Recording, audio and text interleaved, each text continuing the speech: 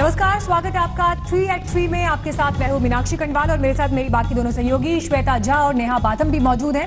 3 at 3 में आज हम बात करेंगे सबसे बड़ी खबर की और उस खबर के हर पहलू की।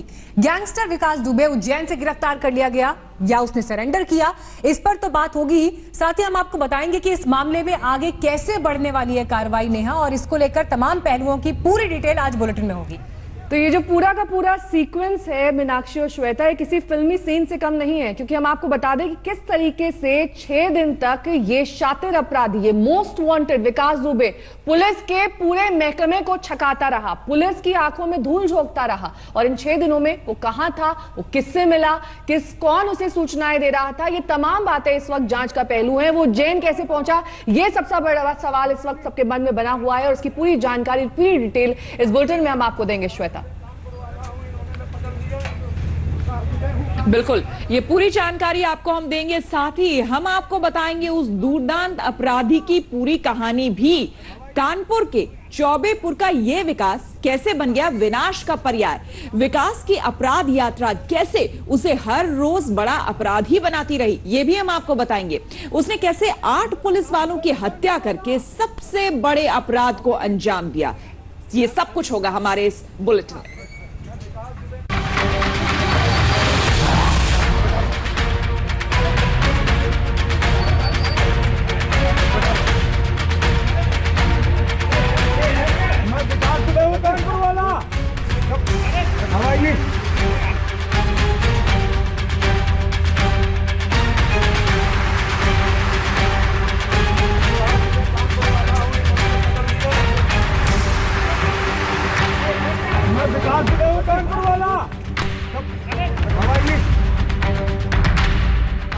तो हमने देखा था मीनाक्षी और श्वेता किस तरीके से 2 और 3 जुलाई की रात को कानपुर में विकास दुबे और उसके गिरोह ने 8 पुलिस वालों को नृशंस तरीके से और बेरहमी से गोलियों से भून डाला था। तस्कर की सघन तलाश जारी थी, लेकिन 6 दिन तक ये चकमा देता रहा, अपनी लोकेशन बदलता रहा, फोन को स्विच ऑफ स्विच ऑन करता रहा, कई सारे सिम भी बदलता रहा, लेकिन लगातार ये इस बात के घेरे में रहा वो कि कोई ना कोई तो है श्वेता जो इसकी मदद कर रहा है।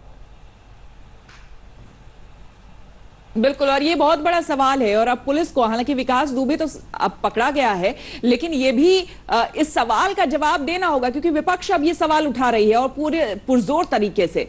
6 दिन बाद गिरफ्तार हो चुका है विकास दुबे। उज्जैन में पुलिस ने उसे महाकाल मंदिर से गिरफ्तार कर लिया है, लेकिन बिल्कुल नाटकीय अंदाज में मीनाक्षी सब कुछ हुआ है, इसीलिए सवाल भी उठ रहे हैं। और देखिए, इस बीच श्वेता नेहा कितनी किरकिरी यूपी पुलिस की हुई है, क्योंकि जिस तरह से इस घटना को अंजाम दिया गया उसके बाद का भी अगर पूरा सीक्वेंस देखा जाए तो यूपी पुलिस ट्रैक नहीं कर पाई विकास दुबे को, लेकिन अब अपनी पीठ थपथपा रही है मध्य प्रदेश की पुलिस। और इस बारे में ट्वीट तक किया मुख्यमंत्री शिवराज सिंह चौहान ने एमपी पुलिस को बधाई देते हुए। और अब यूपी पुलिस ट्रांजिट रिमांड पर विकास दुबे को कानपुर लाने की तैयारी में है।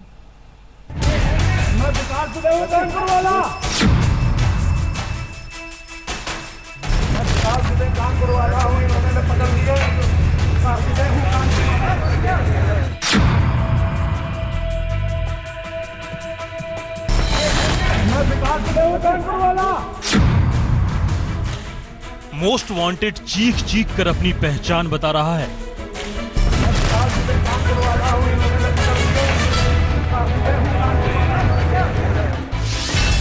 आठ पुलिस वालों की हत्या का ये मास्टरमाइंड खुलेआम ऐलान कर रहा है।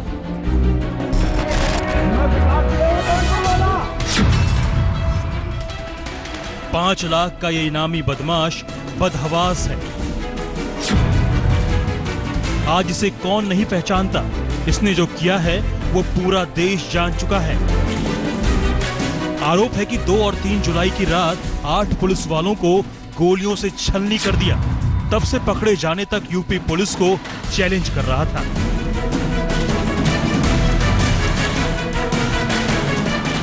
ये वही विकास दुबे है जिसे 6 राज्यों की पुलिस दर दर तलाश कर रही थी।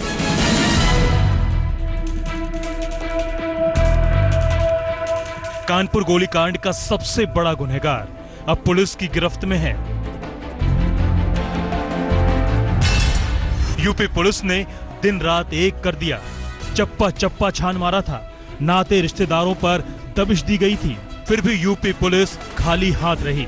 ये मोस्ट वांटेड हाथ आया एमपी पुलिस के हाथ, महाकाल की शरण में। विकास दुबे ने 8 पुलिस वालों की हत्या की, फिर शुरू हो गया इसकी लुका छिपी का खेल। एक शहर से दूसरे शहर, दूसरे से तीसरे शहर। यूपी पुलिस और एटीएस की टीम कोई एक सबूत मिलने का इंतजार करती रही, लेकिन 7वें दिन इसका पता चला उज्जैन में। सुबह करीब 7 बजे विकास दुबे ने महाकाल मंदिर में दर्शन करने पहुंचा। जिस वक्त विकास दुबे महाकाल मंदिर में पहुंचा था, उस समय कोरोना महामारी को लेकर महायज्ञ चल रहा था। जब ये व्यक्ति यहाँ आया और जब जिस तरीके से जो नियमानुसार दर्शन किए, लेकिन वो संदिग्ध व्यवस्था में लग रहा था, तो सभी को, कर्मचारियों को, पुलिस को और हम लोगों को भी ये लगा कि हो ना हो ये हम विकास दुबे हो सकता है। और इसी को चर्चित करते हुए इसे निर्गम द्वार के मार्ग पे और प्रवेश द्वार दोनों के बीच में इसको तो हमारे सुरक्षा कर्मी और पुलिस ने पकड़ा। उज्जैन प्रशासन कह रहा है कि विकास दुबे ने मंदिर के सुरक्षा कर्मियों से हाथापाई भी की।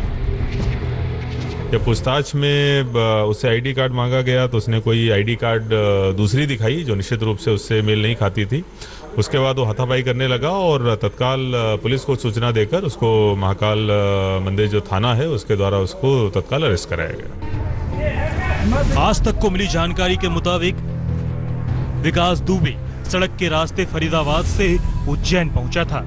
करीब 850 किलोमीटर की दूरी उसने 16 घंटे में तय की। बताया जाता है कि उसकी मंशा सरेंडर करने की थी, लेकिन इससे पहले पुलिस के हत्थे चढ़ गया। मुख्यमंत्री शिवराज सिंह चौहान इस कामयाबी के लिए अपनी पुलिस की पीठ थपथपा रहे हैं। मध्य प्रदेश पुलिस ने, उज्जैन पुलिस ने त्वरित कार्रवाई कर इस दुर्दांत अपराधी को गिरफ्तार किया है, हिरासत में लिया है। मैं मध्य प्रदेश पुलिस को इसके लिए बधाई देता हूं। हम उत्तर प्रदेश के निरंतर संपर्क में हैं। आगामी कार्रवाई के लिए इसको उत्तर प्रदेश पुलिस को सौंपा जाएगा। 6 दिनों की लुका छिपी के बाद विकास दुबे गिरफ्तार हो चुका है, या यूं कहें कि सरेंडर कर चुका है। लेकिन जिस तरह से उसने अपनी गिरफ्तारी के लिए महाकाल मंदिर जैसी जगह को चुना, वो उसके पीछे काम कर रहे शातिर दिमाग का सबूत है। हालांकि उसकी मां का कहना है कि वो हर साल सावन में वहां जाता था। उज्जैन से पकड़े गए वहाँ मंदिर पे महाकाल की क्या वो हर साल जाते थे वो, हर साल जाते थे, श्रृंगार कराते थे महाकाल से बाबा। नहीं भैया, उन्हीं ने बचाया है। सरकार से आप क्या चाहती, क्या कार्रवाई चाहती है सरकार से? सरकार तो जो उचित समझे वो करिए, हमारे कहने से कुछ नहीं होगा भैया। जो सरकार, इतनी बड़ी सरकार है, उस टाइम पे वो भाजपा में है नहीं, उस सपा में इस टाइम। विकास दुबे के पकड़े जाने के बाद एमपी पुलिस की डॉग स्क्वाड टीम महाकाल मंदिर पहुंची। तलाशी ली गई और इस मोस्ट वांटेड के सभी सामान पुलिस अपने साथ ले गई। संदीप कुलश्रेष्ठ के साथ रवीश पाल सिंह, उज्जैन, आज तक।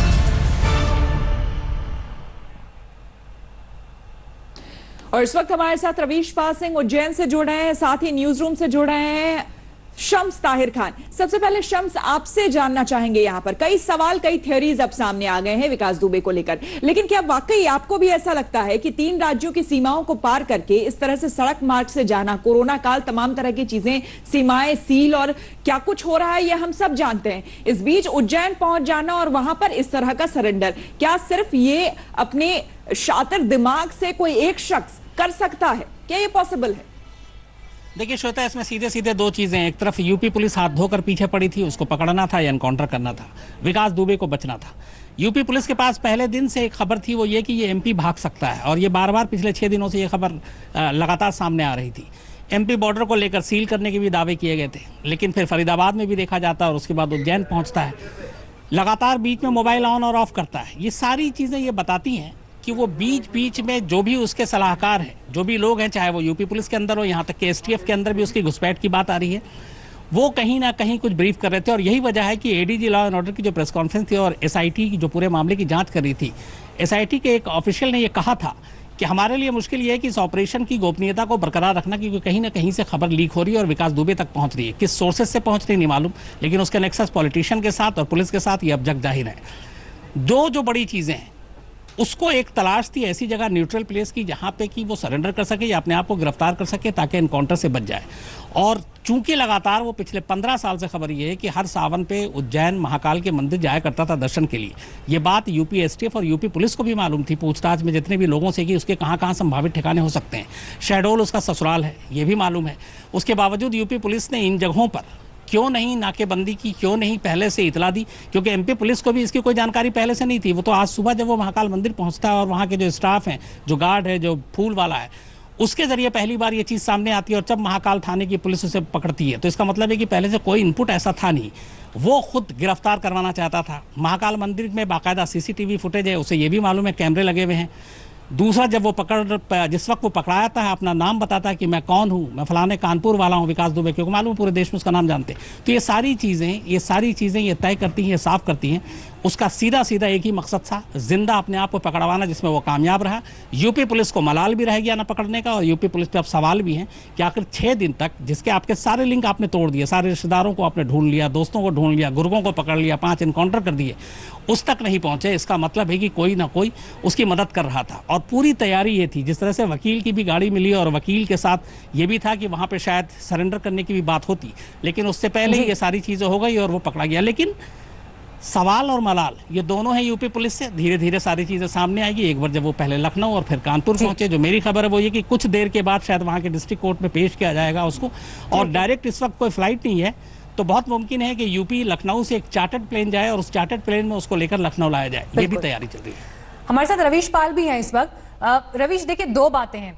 जिस तरह से जिस नाटकीय घटनाक्रम में ये गिरफ्तारी हुई वो एक तरफ, और विपक्ष भी हमलावर है। अब अखिलेश यादव ये कह रहे हैं कि पहले तो ये बताया जाए सरेंडर है या गिरफ्तारी है। ऑफिशियली क्या अभी कहा गया है कि आखिर ये घटनाक्रम सरेंडर के तौर पर देखा जा रहा है या गिरफ्तारी के तौर पर? और दूसरी बात है कि क्या तस्वीर वहां बन रही है, कब तक विकास यादव को सौंपा जा सकता है उत्तर प्रदेश पुलिस को?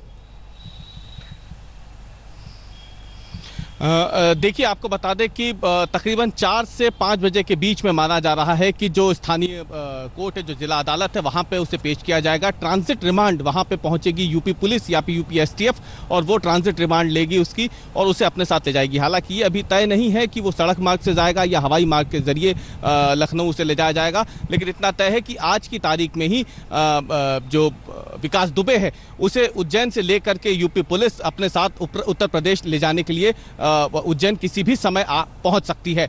और आपको बता दें कि ये जो पूरा घटनाक्रम चल रहा है, इस पे अभी जब कोर्ट में एक बार पेशी होगी तब ये पता चल पाएगा कि ये सरेंडर की शक्ल में देखा जाए या फिर गिरफ्तारी की शक्ल में, क्योंकि जिस तरीके से पूरा घटनाक्रम सुबह से लेकर अब तक रहा है, ये कहीं ना कहीं लग रहा है कि ये एक सोची समझी प्लानिंग के तहत उत्तर प्रदेश से होता हुआ फरीदाबाद जब ये गया और उसके बाद फिर उज्जैन में आज ये सामने दिखता है महाकाल मंदिर में, तो कहीं ना कहीं एक सोची समझी साजिश हो सकती है। जैसे कि शम्स जी ने भी बताया कि उसे मालूम था कि या तो वो एनकाउंटर में मारा जाएगा या फिर उसे कोर्ट में सरेंडर करना ही होगा, पुलिस के सामने सरेंडर करना होगा। उत्तर प्रदेश पुलिस हाथ धो के उसके पीछे पड़ी हुई थी, और जिस तरीके से उसके नज़दीकियों के, उसके जो साथी हैं, गुर्गे हैं, उनका लगातार एनकाउंटर हो रहा था, उससे कहीं ना कहीं इसके मन में भी खौफ था इस बात का, और इसीलिए उसने उज्जैन में भी उस जगह को चुना जो कि सबसे ज्यादा सुरक्षित मानी जाती है उज्जैन में, जहां पे लगातार सीसीटीवी कैमरे होते हैं, पुलिस का हर वक्त पहरा होता है और लोगों की भीड़ होती है, सुनसान जगह नहीं है कोई। उसने ऐसी जगह चुनी जहां पे अगर वो पकड़ा भी जाता है तो कम से कम उसका एनकाउंटर ना हो। माना जा रहा है कि 4 बजे लगभग कोर्ट में पेशी हो सकती है, लेकिन इस बीच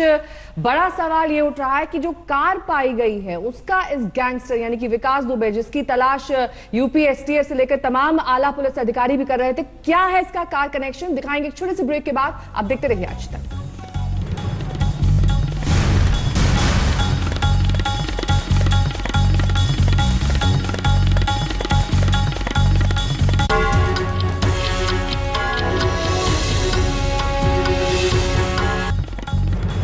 तो उत्तर प्रदेश का मोस्ट वांटेड अपराधी विकास दुबे आखिरकार महाकाल मंदिर से उज्जैन से पकड़ा गया।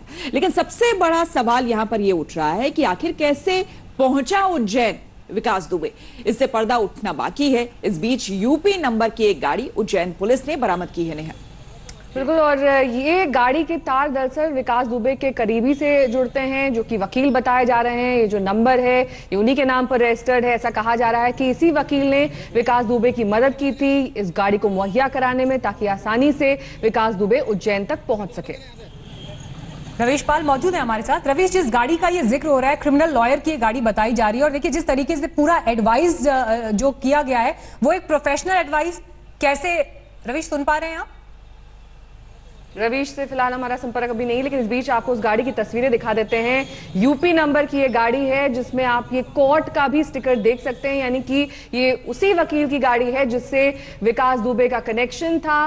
कानपुर का ये नामी गैंगस्टर इस यूपी 32 यानी कि यूपी की ये हाई कोर्ट, देखिए इसमें हाई कोर्ट भी साफ तौर पर नेम प्लेट पे लिखा है, आगे जो स्टिकर लगा है उसमें भी कोर्ट लिखा हुआ है, यानी कि इस गाड़ी का इस्तेमाल कोर्ट जाने के भीतर किया जाता रहा होगा। और यही वजह है इस गाड़ी का इस्तेमाल किया गया विकास दुबे की तरफ से, ताकि उस पर कोई भी शक ना कर सके। अगर किसी नाके पर इस गाड़ी को रोका भी जाता है तो भी इस स्टिकर से काफी ज्यादा आसानी होगी विकास दुबे को उज्जैन तक पहुंचने में। यूपी 32 KS 1104 नामक ये रजिस्ट्रेशन प्लेट। और अब इस गाड़ी के तार जुड़ रहे हैं क्रिमिनल लॉयर से, जो कि विकास दुबे का करीबी बताया जा रहा है। रवीश पाल हमारे साथ जुड़ गए हैं। रवीश, इस कार का क्या कनेक्शन सामने आ रहा है? ये उसी क्रिमिनल लॉयर की कार है जिससे विकास दुबे के तार जुड़े हुए हैं, जो विकास दुबे का मित्र बताया जा रहा है। देखिए, अभी इसी लिंक को जानने की कोशिश कर रही है उज्जैन पुलिस। हम जिस जगह मौजूद है आपको एक तस्वीर हम दिखाते हैं उस कार की। सबसे पहले जिस कार को यहां से लावारिस हालत में जो खड़ी हुई थी पुलिस उठा करके अपने साथ लाई थी। हम देवास गेट थाने में मौजूद है। देवास गेट थाने में ही फिलहाल वो मारुति ब्रीजा कार जो है यूपी 32 नंबर की जो खड़ी हुई है, सामने अभी भी वो कार खड़ी हुई है, लावारिस हालत में खड़ी हुई थी, जिसको पुलिस लेकर के आई थी। क्योंकि पुलिस लगातार ये जानने की कोशिश कर रही थी कि विकास दुबे उज्जैन से जब गिरफ्तार हुआ है तो वो यहाँ पहुंचा किस गाड़ी में, क्योंकि सार्वजनिक परिवहन पूरी तरीके से बंद है। ऐसे में उज्जैन वो जाहिर तौर पे निजी गाड़ी से ही पहुंचा होगा, और जब यूपी नंबर की गाड़ी लावारिस हालत में दिखती है तो पुलिस उसे यहां उठा के ले आती है।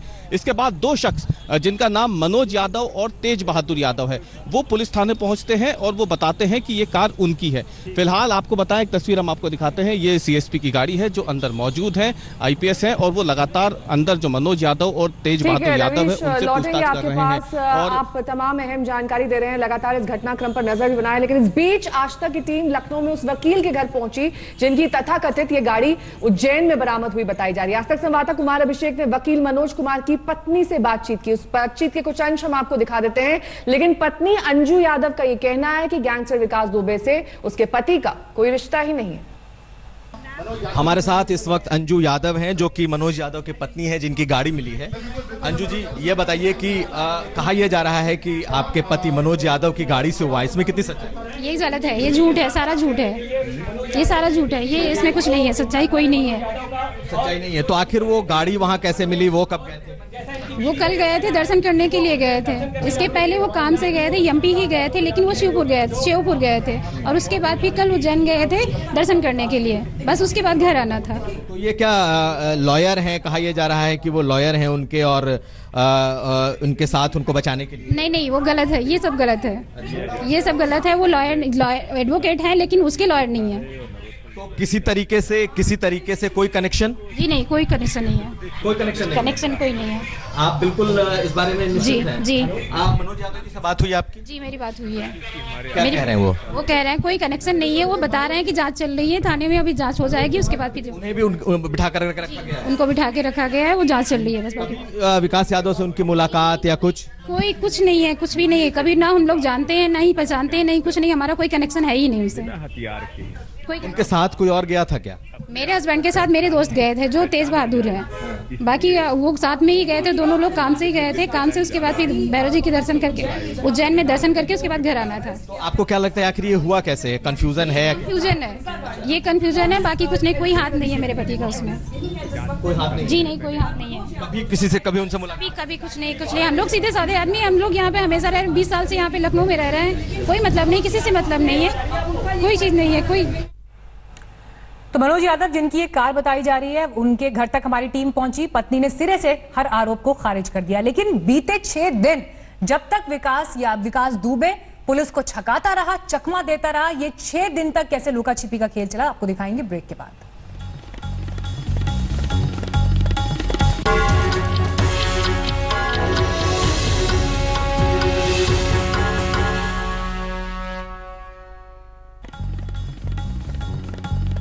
और 383 में एक बार फिर से आपका स्वागत है। और इस वक्त की सबसे बड़ी खबर आपको हम बता दें, विकास दुबे के पड़ोसी बउआ दुबे से जुड़ी यह खबर सामने आ रही है जो कि बेहद चौंकाने वाली है। बउआ दुबे हालांकि आज एनकाउंटर में मारा गया है, लेकिन खुलासा यह हुआ है कि बिकरू गांव में पड़ोसी बउआ दुबे के घर से ही सबसे ज्यादा गोलियां पुलिस पर बरसाई गई थी और सबसे ज्यादा हथियार भी बउआ दुबे के घर से ही मिली है। एक और हैरान करने वाली जानकारी ये सामने आ रही है कि बउआ दुबे ने ही सीओ देवेंद्र मिश्रा के पैर काटे थे।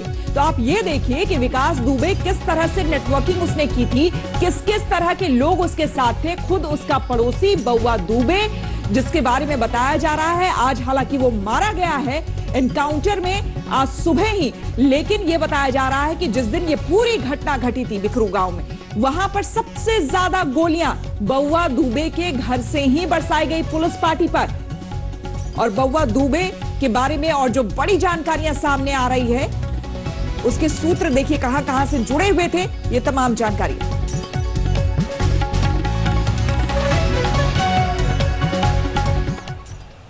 किस तरीके से तमाम वो लोग जो विकास दुबे से जुड़े हुए थे उनका पुलिस ने एनकाउंटर कर दिया, लेकिन तमाम जोर लगाने के बावजूद वो भागता रहा, वो पुलिस से बचता रहा।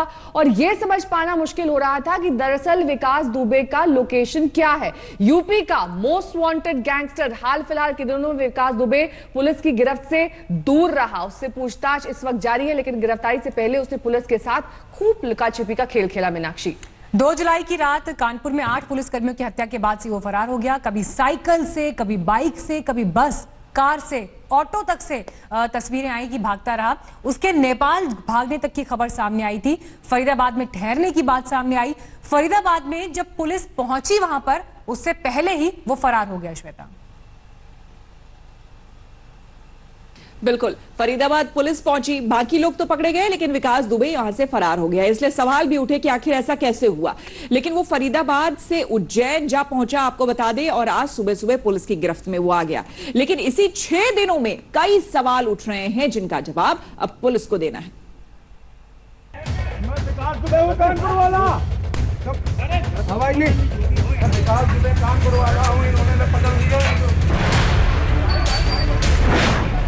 छह दिनों तक छकाता रहा, दौड़ाता रहा, लुका छिपी का खेल खेलता रहा। गैंगस्टर विकास दुबे पुलिस की आंखों में धूल झोंकता रहा। विकास दुबे ने शूट आउट को अंजाम कानपुर में दिया और वो कानपुर से करीब 675 किलोमीटर दूर उज्जैन में पकड़ा गया। वो तारीख थी 2 जुलाई और वक्त था रात करीब 12:30 बजे।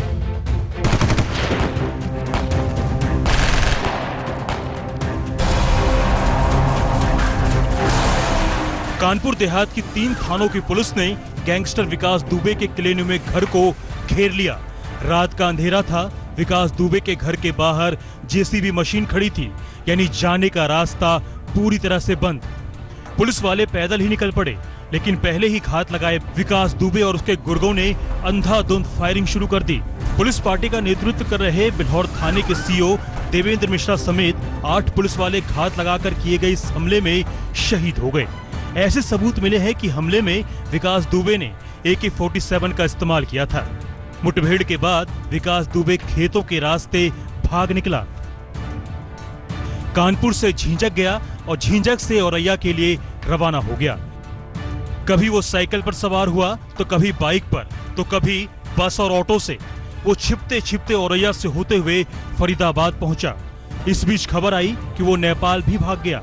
यूपी पुलिस की 5 टीमें वहां भी रवाना हो गई। बॉर्डर पर पहरा तेज कर दिया गया। इधर यूपी पुलिस की STF उसे ढूंढ रही थी।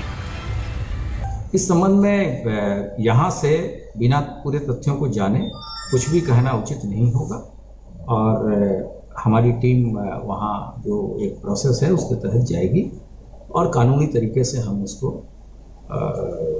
प्राप्त करेंगे और आगे की कार्रवाई की जाएगी। 7 जुलाई को जो यूपी पुलिस को खबर मिली कि विकास दुबे फरीदाबाद के एक होटल में है, लेकिन जब तक पुलिस वहां पहुंची वो फरार हो गया। कानपुर में 8 पुलिस वालों की हत्या करने के बाद विकास दुबे अपने साथियों के साथ सबसे पहले झिंझक गांव गया, वहां से औरैया और फिर 400 किलोमीटर ट्रेवल करके वो फरीदाबाद पहुंचा और इसके बाद यहां से भी उसने अगली 750 किलोमीटर की दूरी तय की और उज्जैन पहुंच गया। ये समझ के बाहर है कि ये सारा ट्रेवल क्या उसने किसी की मदद के बगैर कर लिया। इधर पुलिस तफ्तीश कर रही थी, उधर गैंगस्टर अपना ठिकाना बदल रहा था। फरीदाबाद से 850 किलोमीटर की दूरी तय करके विकास दुबे उज्जैन पहुंच गया। हालांकि वो रास्ते में ग्वालियर भी रुका था। आज सुबह सुबह खबर मिली कि विकास दुबे को एमपी पुलिस ने दबोच लिया। अब ऐसे में सबसे बड़ा सवाल कि आखिर विकास दुबे फरीदाबाद से उज्जैन कैसे पहुंच गया? आखिर कौन विकास दुबे की मदद कर रहा था?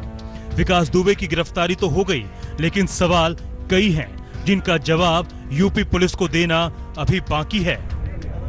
उज्जैन से संदीप, कानपुर से शिवेंद्र श्रीवास्तव के साथ हिमांशु मिश्रा, दिल्ली आज तक। तो मीनाक्षी और श्वेता, ये बात समझ से परे है कि जब यूपी पुलिस को पहले ही संभावित जगहों में एमपी का नाम पता था, क्योंकि शहडोल में विकास दुबे का ससुराल है, ऐसे में वहां पर क्यों नहीं नाकेबंदी की गई, क्यों नहीं वहां पर सघन जांच की गई, क्यों नहीं वहां पर उसके पोस्टर लगाए गए? क्या वो कनेक्शन था जो कि उज्जैन और विकास दुबे को जोड़ता है, जहां से उसे आज सुबह पुलिस ने गिरफ्तार किया है? हम आपको दिखा दें कि उज्जैन में विकास दुबे के कई परिचित मौजूद हैं और उसकी मां ने भी कहा कि हर साल वो महाकाल के दर्शन के लिए वहां पहुंचता था। श्वेता, बिल्कुल, और कई दिनों तक दरअसल विकास दुबे चकमा देता रहा और आखिरकार वो उज्जैन पहुंचा, जहां सुबह उसे गिरफ्तार भी कर लिया गया। पुलिस उसे दिल्ली, एनसीआर और अन्य जगहों पर खोजती रही, लेकिन आखिरकार मध्य प्रदेश पुलिस ने आज सुबह सुबह उसे उज्जैन में महाकाल मंदिर के पास वहां पर गिरफ्तार कर लिया। तो ये एक सोची समझी साजिश और कहीं ना कहीं मददगार। जी, बताया जा रहा है श्वेता कि उज्जैन से विकास दुबे का पुराना रिश्ता है, 15 साल से वो यहाँ आता जाता है और ऐसी आशंका है कि उसके उज्जैन के किसी मददगार ने ही उसे यहाँ बुलाया।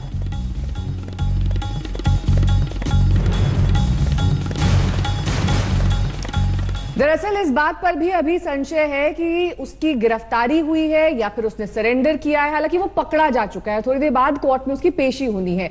यूपी पुलिस ने उसके तमाम गुर्गों पर शिकंजा कस लिया, लेकिन विकास दुबे हमेशा उनको चकमा देकर भागता रहा। और देखिए नया, यूपी पुलिस ने अब तक विकास के 5 गुर्गों को मार गिराया है, जबकि 9 ऐसे भी हैं जो गिरफ्तार हो चुके हैं।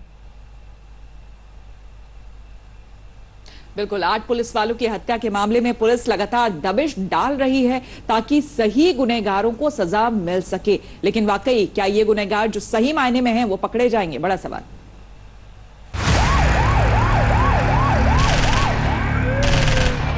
जो भी कार्रवाई होगी वो विधिक होगी और ऐसी होगी, जिन्होंने इस तरह की हिम्मत की है उनको हमेशा पछतावा होगा।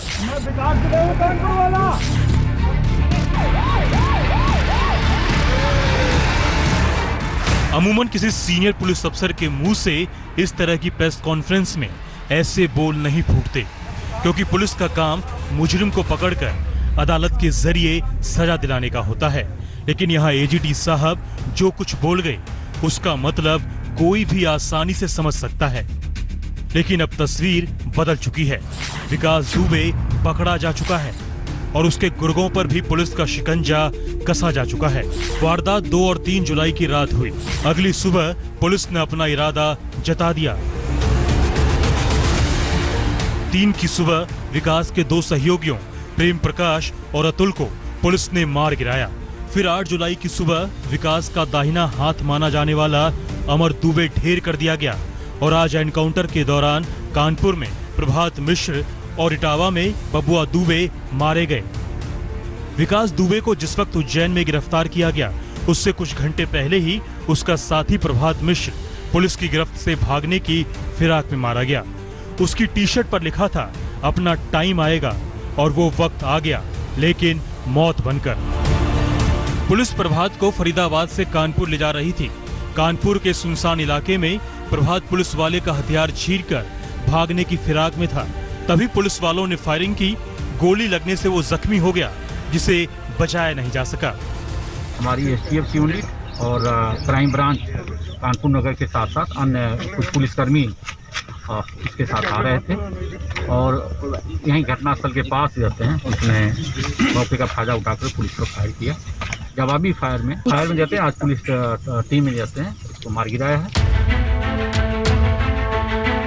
सुबह सुबह विकास दुबे का दूसरा गुर्गा इटावा में मारा गया। परवीन उर्फ बबुआ दुबे भी 8 पुलिस वालों की हत्या में शामिल था।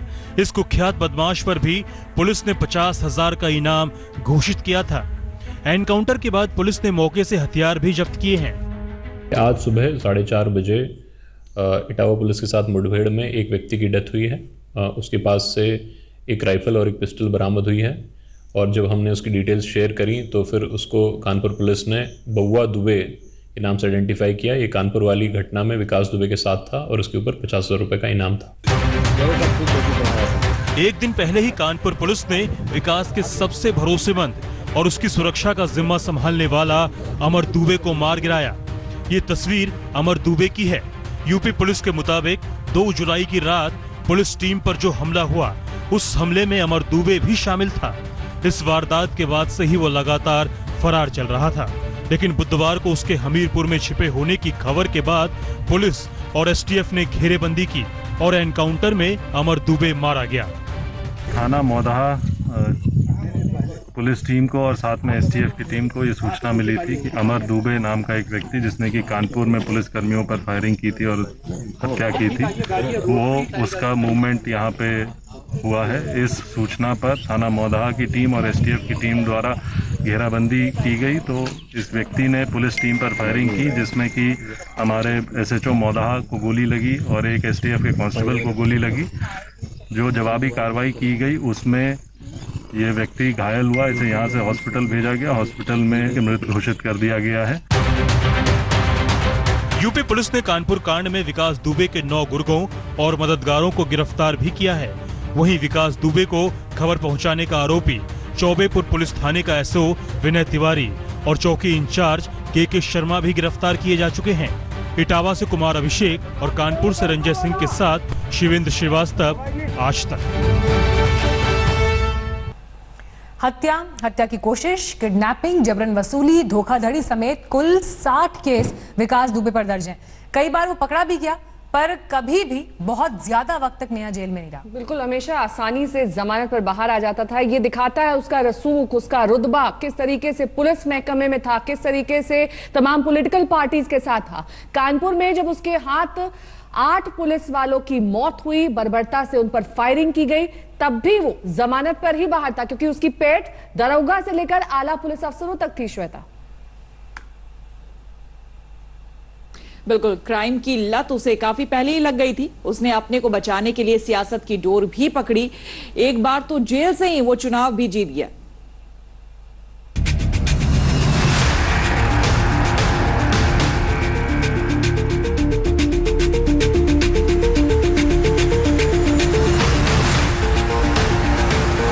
कानपुर शहर से करीब 50 किलोमीटर दूर कानपुर देहात का ये बिकरू गांव है और यह है इस गांव का इकलौता खिलानुमा मकान।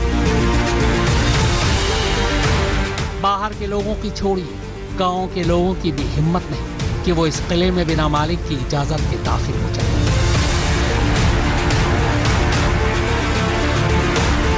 ये विकास दुबे का घर है। विकास की जिंदगी की कहानी इसी गांव से शुरू होती है। गांव वालों को याद है कि करीब 20 साल पहले सन 2000 में शिवली में तब के नगर पंचायत के चेयरमैन लल्लन वाजपेयी से विकास दुबे का झगड़ा हो गया था और बस इसी के बाद उसने जुर्म की दुनिया में कदम रखा। शुरुआत छोटी बड़ी लड़ाई से हुई, फिर धीरे धीरे गांव और गांव के आसपास की जमीन को अवैध रूप से खरीदने बेचने का धंधा करने लगा। थाने में तब उसके खिलाफ शिकायतें आनी शुरू हो चुकी थी। तभी उसने तय किया कि पुलिस से बचने के लिए राजनीति और नेताओं का सहारा लिया जाए। राजनीति की तरफ पहला कदम ग्राम पंचायत और जिला पंचायत चुनाव में घुसपैठ के साथ रखा। सबसे पहले अपने परिवार को चुनाव में उतारा। कहते हैं कि पिछले 15 सालों से बिकरू गांव में विकास दुबे के परिवार के सदस्य निर्विरोध प्रधान चुने जाते रहे। इस वक्त भी विकास दुबे की मां गांव की प्रधान है, जबकि छोटे भाई की पत्नी जिला पंचायत सदस्य। 2002 में जब यूपी में बहुजन समाज पार्टी की सरकार थी, तब विकास दुबे की तूती बोलती थी। यहीं से उसने जुर्म की दुनिया में बड़ी तेजी से छलांग मारी। इतने पैसे कमाए कि गांव में स्कूल और कॉलेज भी खोल डाले। धीरे धीरे आसपास के गांव में भी दबदबा बढ़ता चला गया। एक बार तो विकास दुबे ने जेल से ही जिला पंचायत सदस्य का चुनाव लड़ा और जीत भी गया। विकास दुबे का नाम पहली बार सुर्खियों में तब आया जब सन 2000 में कानपुर के शिवली थाना इलाके में मौजूद ताराचंद इंटर कॉलेज के सहायक प्रबंधक सिद्धेश्वर पांडे की हत्या कर दी। विकास दुबे पकड़ा गया, जेल भी गया, लेकिन जमानत पर जल्दी बाहर भी आ गया। पर जमानत पर जेल से बाहर आने से पहले जेल में रहते हुए ही उसने एक और कत्ल की साजिश रची। इस बार कत्ल इलाके के राम बाबू यादव का हुआ। 2004 में जब केबल का उद्योग तेजी से फल फूल रहा था, तब केबल के एक बिजनेसमैन की भी विकास दुबे ने हत्या कर दी। विकास दुबे पर अपने चचेरे भाई पर भी जानलेवा हमला करने का इल्जाम है। इसके अलावा भी कई और कत्ल उसके सर हैं। पर कमाल ये कि कत्ल जैसे संगीन इल्जाम में भी गिरफ्तारी के बाद हर बार वो वक्त से पहले ही जमानत पर बाहर आ जाता था। कहते हैं कि इसकी वजह एक ही थी, राजनीति और नेताओं से सांठ-गांठ। विकास दुबे ने दुश्मनी बेशक चुनकर की हो, लेकिन नेताओं से दोस्ती कभी पार्टी देखकर नहीं की। हर पार्टी में उसके दोस्त उसके माई बाप हैं। यही वजह है कि 60 संगीन अपराध उसके सर पर है, मगर उसके बावजूद वह बेखौफ आजाद घूम रहा था। योगी सरकार के आने के बाद यूपी में चुन चुन कर घोषित अपराधियों के एनकाउंटर हो रहे थे, मगर विकास दुबे आजाद था। बिकरू गांव के अलावा उसने लखनऊ के कृष्णानंद इलाके में भी आलीशान घर बना रखा है। 8 पुलिस वालों की मौत के बाद पुलिस की एक टीम जब इस घर पर पहुंची तो गेट पर ताला लगा था। पूरा परिवार गायब। पुलिस टीम ताला तोड़कर घर के अंदर गई, तलाशी ली। रंजय सिंह के साथ शिवेंद्र श्रीवास्तव, कानपुर, आज तक।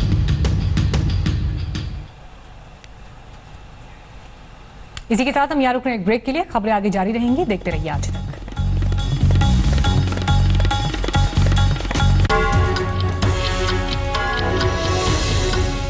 नमस्कार, मैं हूं अंजना ओम कश्यप। हमें उम्मीद है ये वीडियो आपको पसंद आया होगा। लेटेस्ट खबरों के लिए यूं ही देखते रहिए आज तक, और इस वीडियो के पसंद आने पर लाइक, शेयर एंड सब्सक्राइब करना ना भूलें।